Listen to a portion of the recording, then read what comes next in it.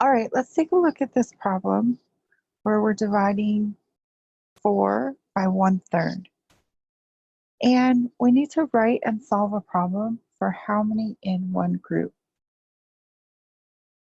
In the style of multiplication, we have 1/3 times something equals 4, where 1/3 is the number of groups, the missing quantity is the number of items per group, and the number 4 is the number of items. In just a generally worded structure of multiplication. So the item missing is how many in one group. So the item missing has a question mark.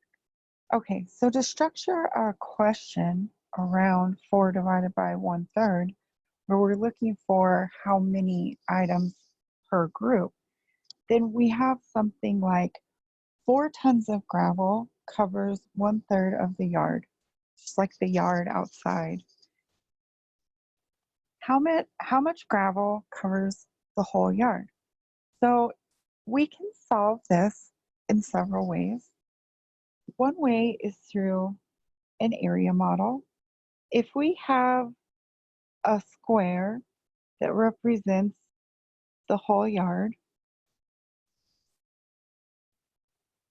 and consider what 1/3 of the yard looks like, then we might draw an area model that looks something like this. So this is an area model for 1/3 of the whole yard,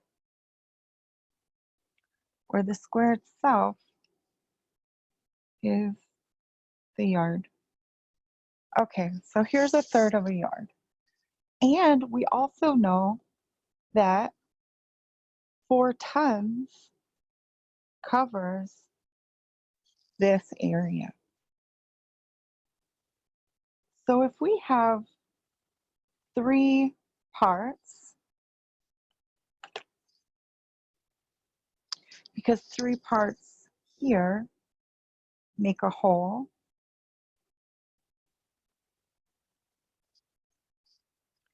and we know that 4 tons are in each part,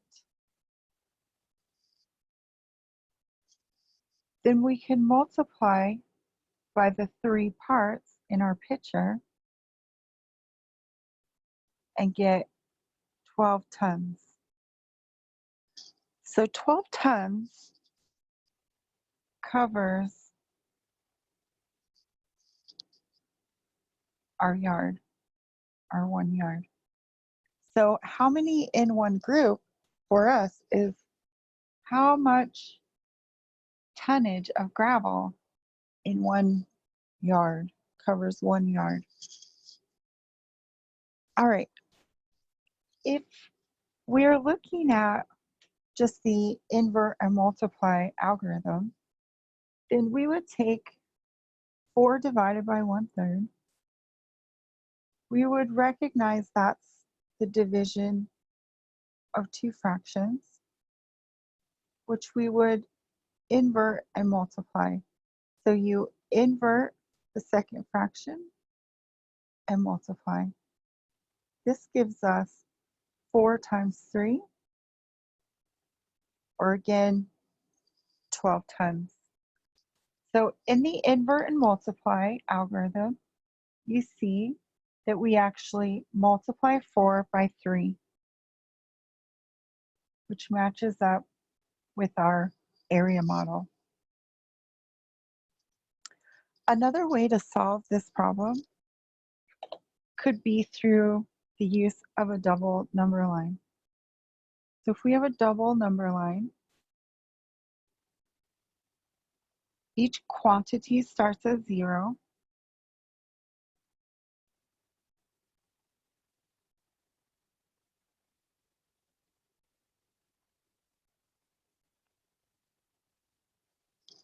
Okay, double number line.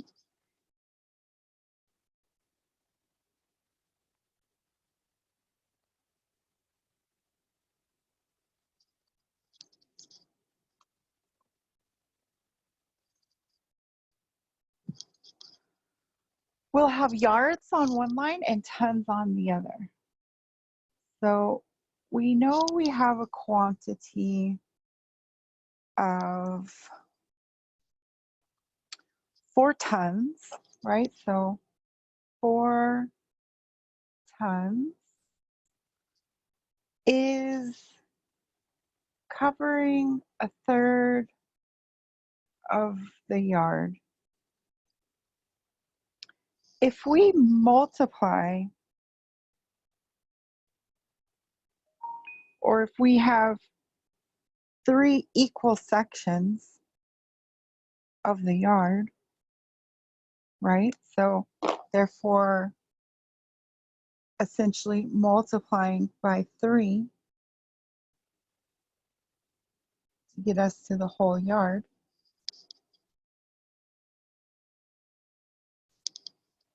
Then what we see here as well is that if we multiply by 1, 2, 3, then we'll have the amount of tons to cover the whole yard. So by our double number line, we also get that 12 tons covers 1 yard.